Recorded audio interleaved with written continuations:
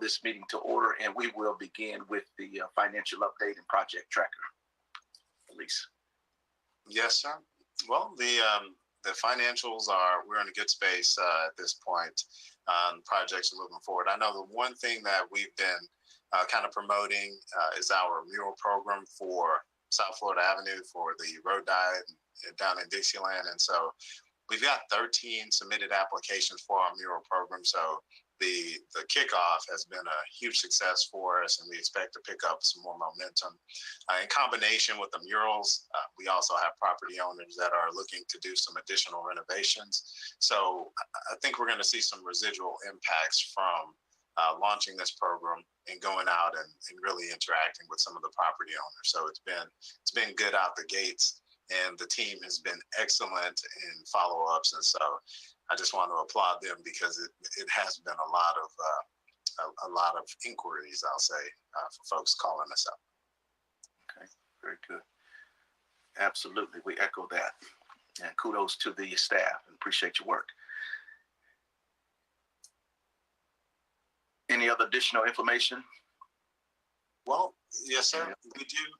We do have open board position, and Midtown is typically very difficult to recruit for. And so I just want to put it out there. If you know anyone who would like to serve a Midtown CRA, would love to have that seat filled before July. So please get the word out if you do know someone that's interested. And then also, our annual report and audit are complete. We just wrapped those up, and you all will get a copy of that next month. And hopefully we'll see you face to face at some point soon, and we'll put hard copies in your hands from last year as well, because we didn't get to give you those hard copies. Okay, very good. Excellent. Thank you so much. Next item, is there any housekeeping items? No, sir. No, sir. Those were the housekeeping items. Okay, very good. Excellent. Now, as we move to our action items, old business to approve our minutes from March the 4th. We will entertain a motion to approve those minutes now. Motion to approve. Second. It's been moved and properly seconded that we approve the minutes from March 4th. Is there any discussion, any corrections? No additional corrections. Let us proceed with our vote. For me, it's an aye. Commissioner McLeod? Aye. Dean Boring? He's muted. Okay. Dean Boring?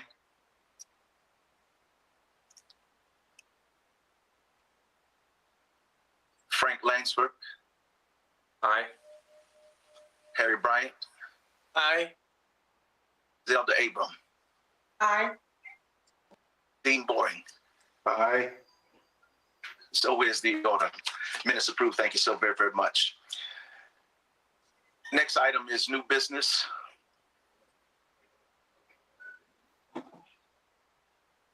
Yes. Yes, I'll be presenting this one, and this one stems from last month's discussion on the mortgage subordination policy and the terms of some of the mortgage agreements that we do have outstanding. And so, what I'd like to do first is, I think there are two standalone issues that we kind of confirmed that was the case. And so I want to recap really quickly for those who weren't with us and just provide some background. Next slide, please, Jonathan. But I just want to provide some background about the discussion last month, excuse me. So we talked a little bit about the city and the CRA having a subordination policy, and understanding that a subordination is really a deferred debt that gets tacked on when a homeowner, when they purchase a home at the issuance of the mortgage. And so there are several reasons why the city and CRA may be asked to subordinate its position, in which it would allow for some action to take place on that home. And some of the frequent requests that we get are to refinance a home because of the lower mortgage rates today, to make home improvements on the home, or when someone would like to sell the home.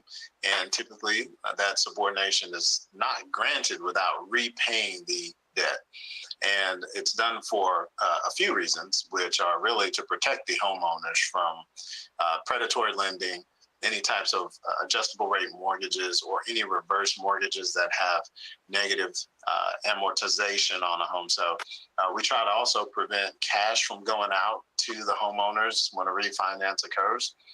So again, typically housing's position is not to subordinate, and the CRA has followed closely along with this policy over time. So we've had a couple of items that have come before us and that have led us to this discussion. Next slide, please.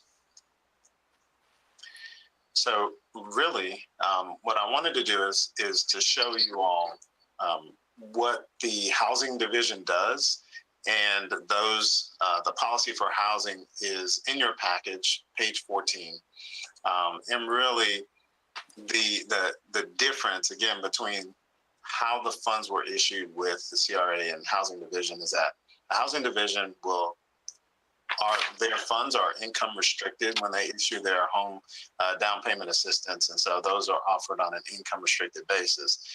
And the CRA's original intent of its down payment assistance program was really to attract buyers into the CRA areas because those buyers would have other options to purchase outside of the redevelopment area. So we use it as a tool to attract folks into the CRA. And so we offer the down payment assistance in Midtown CRA.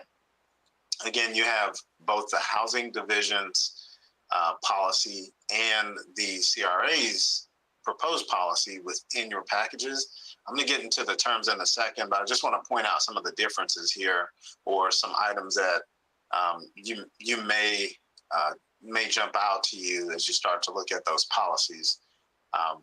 And so with the housing division does allow for emergency repairs that eliminate threat to health or safety or imminent danger to the owner of the dwelling itself. And so with that, all other of the housing division's proposed reasons for potentially approving a subordination, they are all the same within the CRA's proposed policy, with the exception of a couple of items, and this is one. And the reasoning behind this is that, again, we provided these down payment assistances to folks who are they are not income restricted, and they should have the means to be able to repair their homes, and they should not have any health or safety conditions that would, to subordinate, to seek funding for that reason. And then we incorporated all the disqualifications that are in the housing policy. So I just wanted to point that out. We did incorporate the same disqualifications. And if you take us to the next slide, please, you'll see that I highlighted a couple of exceptions, and I'll get to those here in a second. But again, the previous the policy for housing, again, allows for that refinance to subordination in order to repair the health and safety conditions. And so one of the items that I added in for the CRA policy is a refinance for the purpose of educational debt. And, it's permissible for medical purposes, and it is, I would say, probably one of the leading issues, for young families or for many people across the country where they do have that debt, and there will be an opportunity to pull that debt and to relieve themselves of that burden of carrying that debt. So again, that was one addition. And then also, just kind of keeping in mind that there are some standard approvals that already take place at the manager level. And so when I consult with legal, it is a rubber stamps pretty much if folks are refinancing to lower their interest rates that don't result in monies back to the buyer. And we don't want to change that. But then also, if the homeowner ends up settling up on the agreement during the transaction, we want to continue that.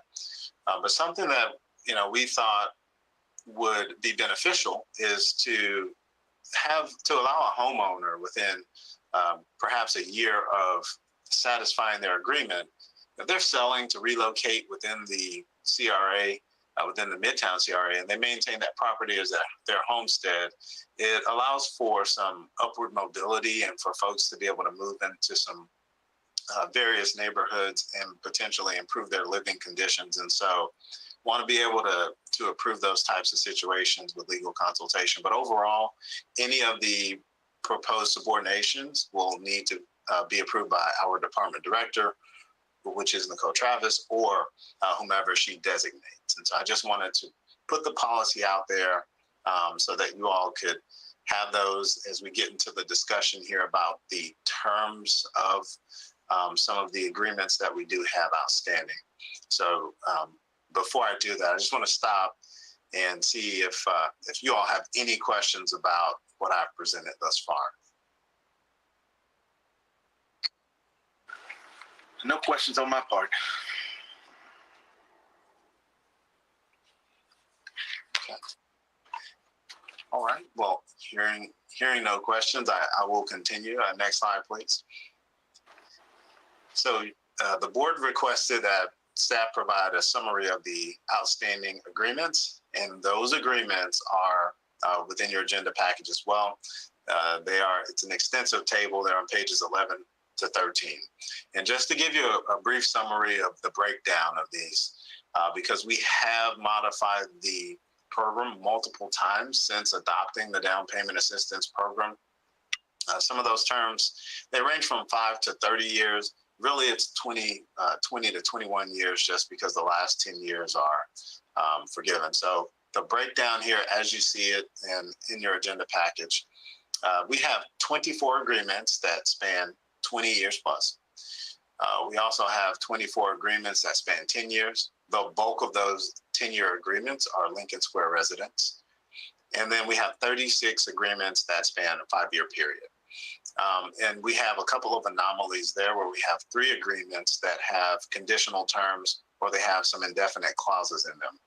And the reason for those is because there was a time when the CRA was, we were relocating folks.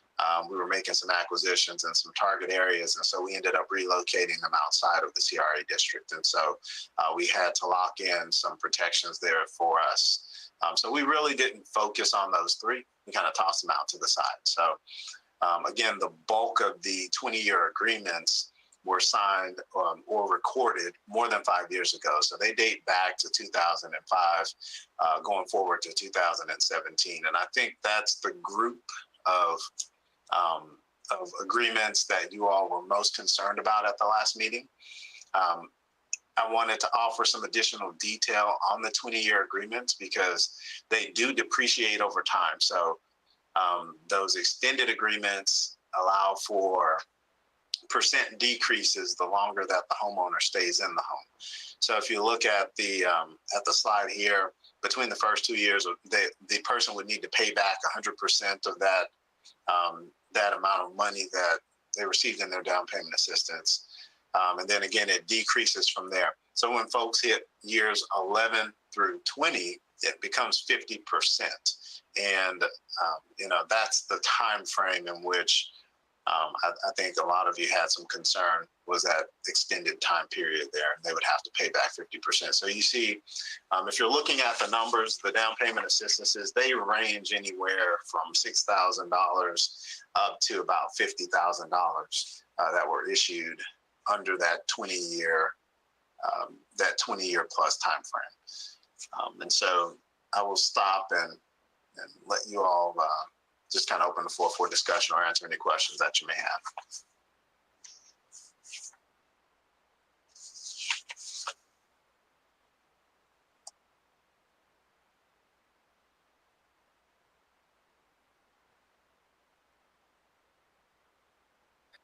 Elise, did you say at the last meeting what the standard time span is now for somebody who comes in today for down payment assistance? So the CRA is not administering the down payment assistance program today. This is being administered through our housing division. And so we've aligned those, and Brian is on. He can correct me if I'm off, but I believe it's a 10-year period now. When we turned over our down payment assistance program to housing to operate that, we ended up shortening the term on, lengthening the term on our end, but shortening it on the housing side in order to agree on that term, on that time period. So it is a 10-year period. Yeah, good afternoon, Brian Ruiz, Community and Economic Development. It depends on the amount of assistance that's provided by the housing office, regardless of funding source. So it's consistent, whether there's CRA dollars or CDBG or home or state ship dollars. And it's actually 10, 15, or 15 may be the max, 20 may be the max. Again, it's structured based on the amount of assistance that's provided. And it remains, I believe, forgivable, or, you know, it reduces over time as they continue to make that home their homestead and comply with the terms of the program.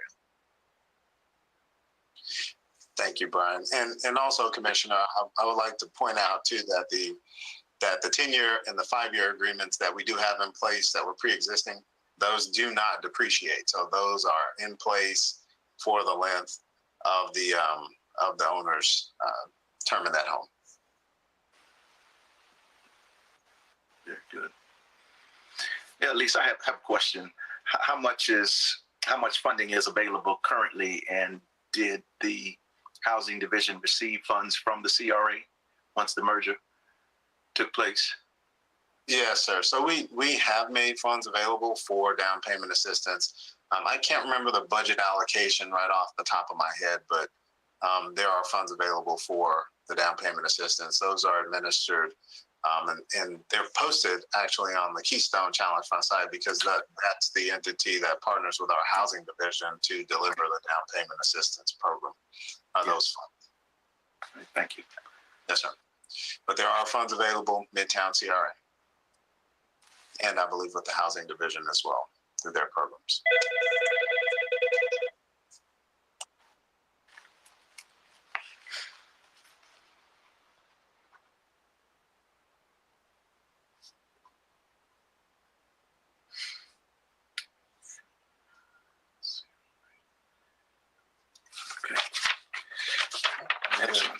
Any additional questions? No additional questions from me. Is that all of the updates? Well, that is the information, and you know, I think part of this was to give you all the information so that as a board you can make a decision as to, you know, whether or not you wanted to, I want to say, bring some of these agreements into alignment with existing program guidelines, or I know the bulk of the agreements are 5-year agreements that we do have in place currently. So just looking for some direction from you all after the discussion that we had. You know, we wanted to bring it back to you so that you could see it and make a determination on whether or not we want to proceed on the existing terms.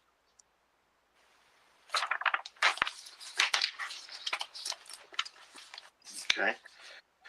Chairman Lake. Yes.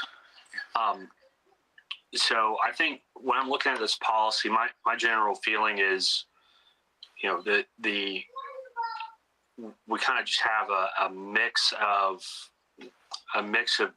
the same thing with different terms. You know, we have down payment assistance that was issued, you know, years ago, that was on a 20-year, and the CRA has become more and more aggressive in offering a much shorter terms. And really, you know, to me, the potential problem of subordination is really out there because of these longer term grants. So I think if we were to bring the length of terms for these, you know, grants that were issued, you know, almost 10 years ago, you know, from 2007 to 2017 is the last one was issued with a 20-year term. I think we solve, that practical problem of having to deal with the subordination. And we also bring a lot more consistency to what this program looks like to everyone who's been involved with it.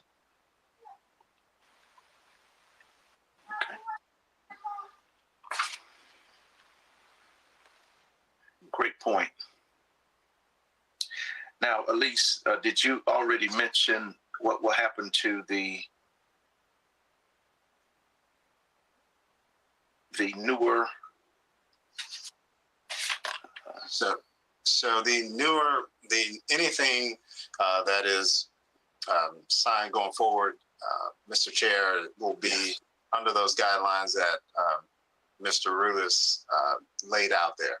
So, in just kind of a line. From which year? Beginning at what year? Well, no. So that would be from when we turned over the program to Housing Division. Okay. Which would be of, I want to say, maybe it's April of 2020 is the approximate time frame when we started to do that. And then, but looking at the existing agreements that were recorded with CRA prior to the change in administration of the program, if just looking at what Mr. Edie is saying, if we were to modify all those terms and bring them into alignment with the 5-year program, we would only have 2 of those agreements that would be spanning the. It looks like that would not be satisfied, and then those 2 folks would have 2021 and 2022 expirations on their agreements based upon what's listed here in your agenda package, page 11. So that's the table of those 20+ year terms.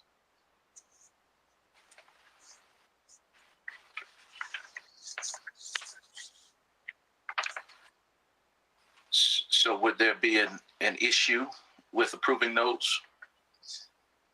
There will be no issue, sir. The assistant city attorney was on with us last month, and Right. Jared laid it out, and he basically said we would need to record the satisfaction of those. Staff could proactively reach out to those folks and record those, and they probably wouldn't wrestle with us on it. I think it would be something that they would be delighted to hear. So it would be a non-issue for us. Excellent. Just staff time and recording fees. Excellent. So would we need to break those out, seri item, or can we just approve the updates as with one motion? Well, so there are 2 items that we're looking at. So one is the subordination policy, which is, again, what I presented to you before, which follows the housing policy with the exception of a couple of items. Right. And then there is the board's decision to take action on it sounds like the 20-year agreements, and to satisfy some number of those that have been recorded. And so I think that would be a separate motion. And does it sound like there's no decision or no desire to touch the 10-year agreements? Is that accurate? Are all the 10-year agreements? Are those Lincoln Square? So there are 3 of those agreements that are not Lincoln Square, but those also they expire later this year. Okay. So that are those the first 3 on page 12, the ones that are issued. Okay. That is correct, Mr. Edie. Yes. Okay. I would just say go ahead and include those first 3 in reducing the terms of the 5-year. I wouldn't have any desire to to modify the Lincoln Square ones because there was a significant investment made by the city in building the house. Hey guys, hold on 1 second. Sorry about that. So I would say let's lump in those first three that are on the top of page 12 with the 20-year ones. Okay. Well, then we would need a motion to reduce the term length on the 24 plus the 3 and satisfy, basically issue satisfaction on those 27 agreements that the CRA has with those homeowners. I have a question. Yes. So, and I wasn't at the last meeting. So the items on page 11 that have the 20-year term, are we thinking that those homeowners are never going to sell the home? We're expecting them to be there? Because like if we satisfy it, should they sell the home, then nothing comes back to the city, right? Am I thinking about that right? So when we reduce the term, I guess, are we anticipating that they're going to be there the whole 20 years? So that's why we're saying, let's reduce it because they're going to be there anyway and it eventually will be satisfied? Or is there a possibility that they might sell the home, and then when they sell the home, does the city get anything back? So From my perspective, Zelda, the way that I was looking at this is, let's bring these older down payment assistance in line to what we're currently doing, to take any additional restrictions we may be imposing where we weren't as aggressive back in the early 2010s, to allow there to be more fluidity in the market and to allow more investment and movement in the market in Midtown. So it's not necessarily about recouping, because we've already made the decision as a board with the current policy that we're not looking to recoup, necessarily as mortgage company might be. What we're trying to do is we're trying to add incentivization and basically grease the wheels to allow more transactions and more movement to happen within this market. So to me, I never really had the concern about, oh, hey, we're going to be letting go of that money, because we've already said, starting with anything in 2018, I guess, that, that's not what we're looking to do anyways. So we have a few years, we have a few years of operating with the shorter terms. Really in 2016 is when it looks like it started. We already have almost 5 years of operating under those terms. So let's make things easier for people to do what they need to do so we can continue to have reinvestment and movement in that market. Okay, yeah, I wasn't at the last meeting, so I was just curious as to the reason for that. But okay, thank you. yes, ma'am, and you are correct. If we were to satisfy those, there would be no dollars back to the CRA. The expiration terms are listed, so you all get to see kind of when these expire. We don't have any set to expire on this list for another 6 years. So that kind of gives you an idea of how far out these would be for those homeowners.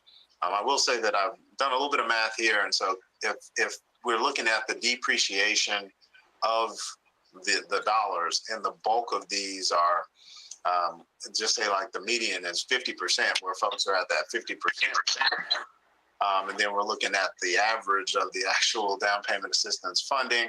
So we'd probably be looking at about $500,000 here that we'd be,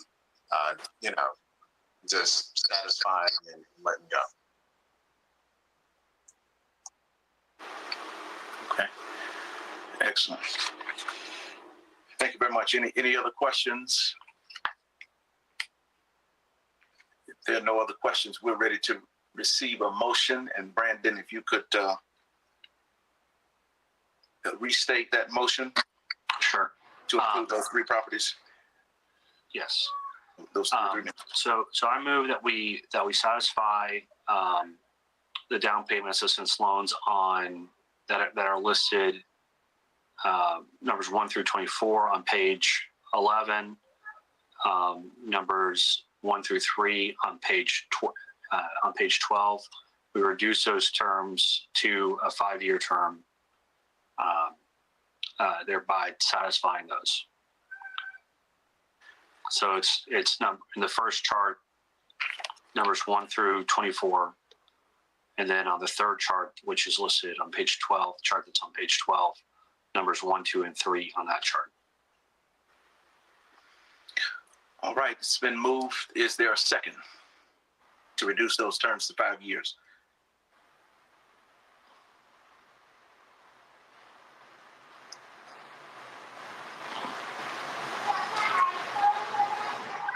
Mr. Waller just joined us. Welcome. Is there a second to the motion?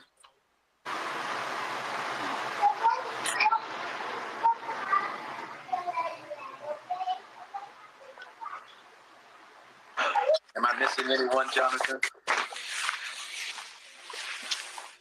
Yeah, I don't believe anyone's making a second.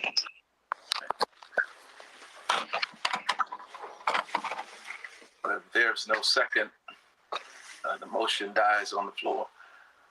I made a second.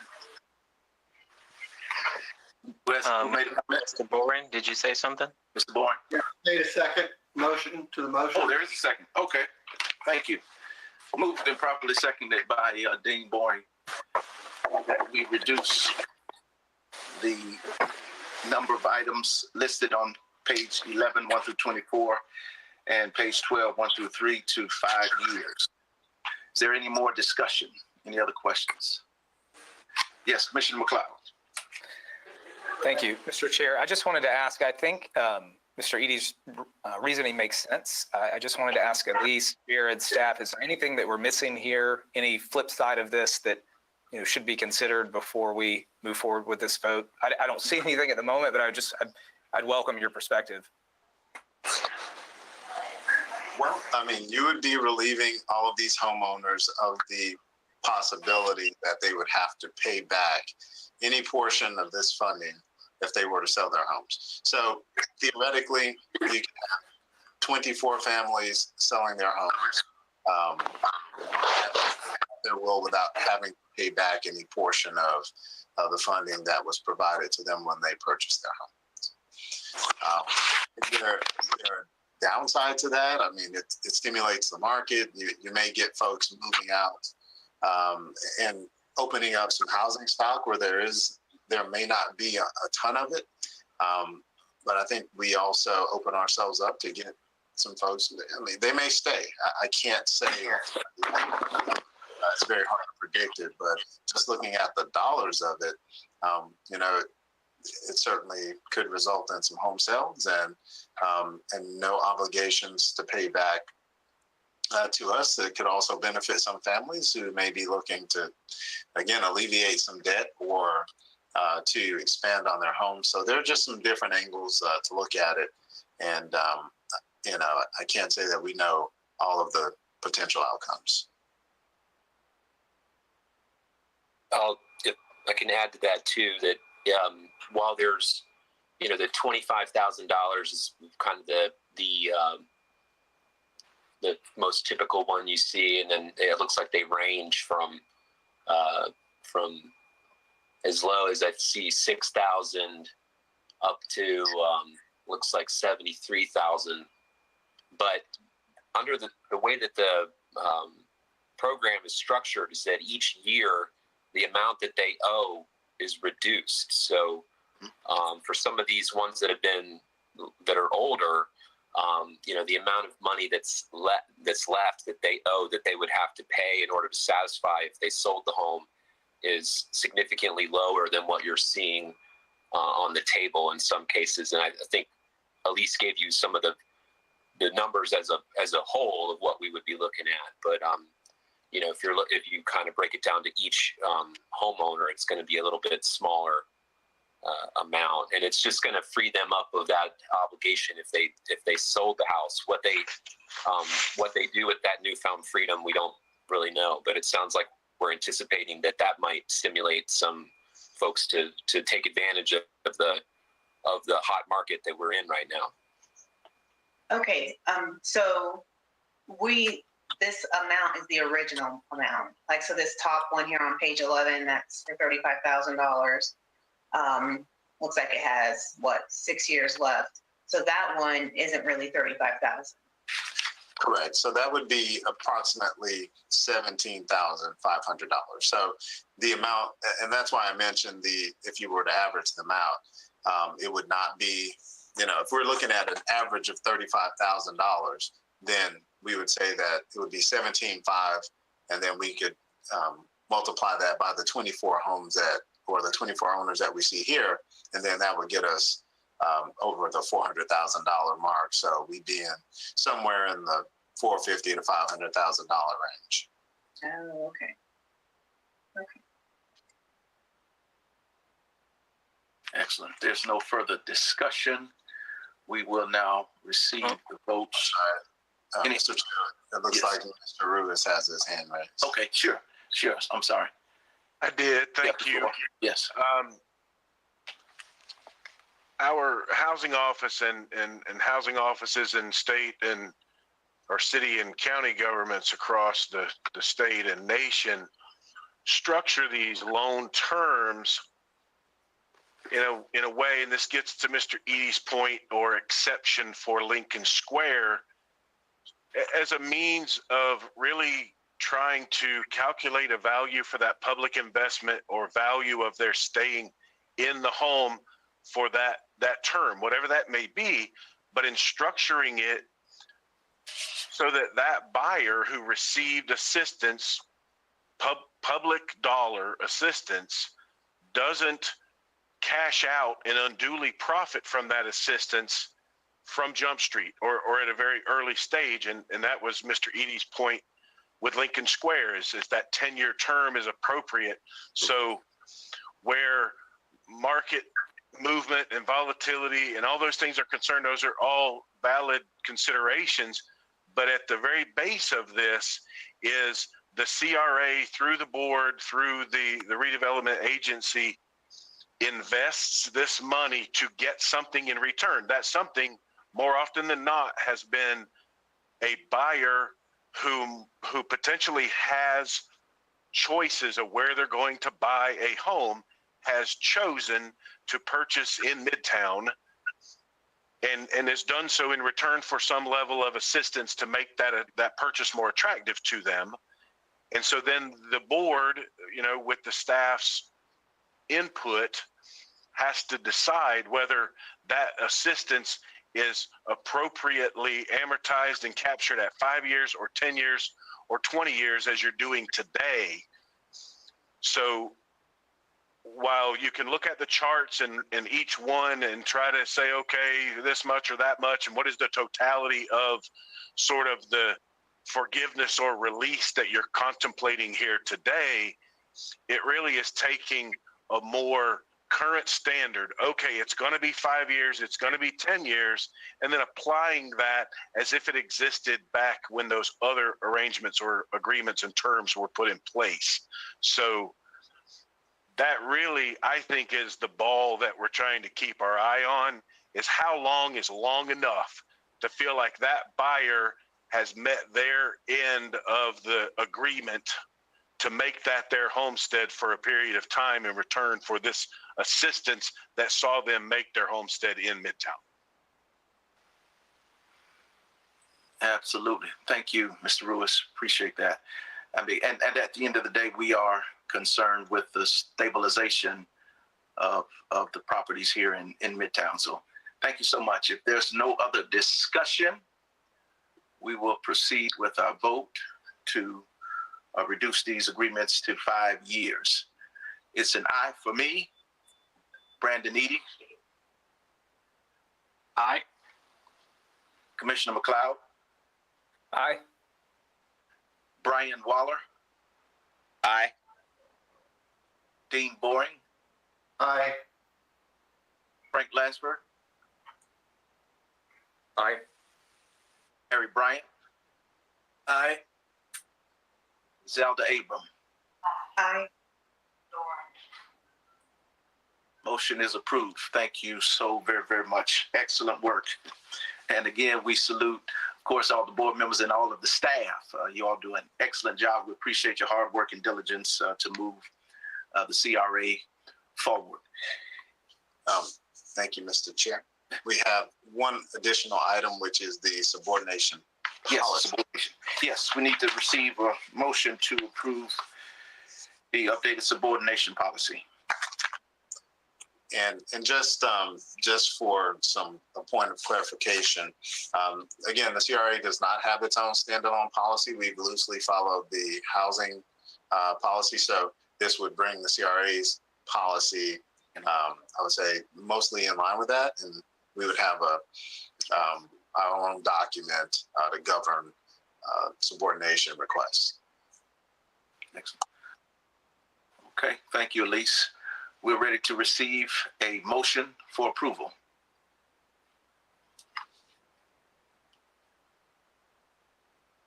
Motion to approve? Is there a second?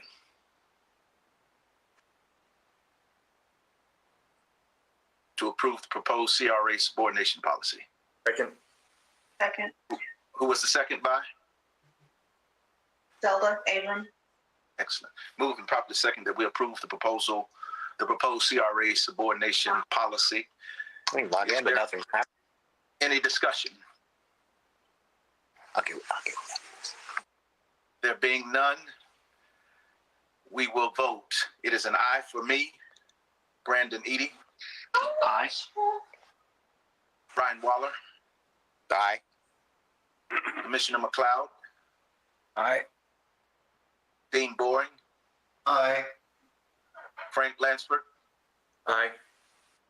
Harry Bryant, Aye. and Zelda Abram. Aye. Zelda Abram. Thank you so much. So is the OSHA. So is the order.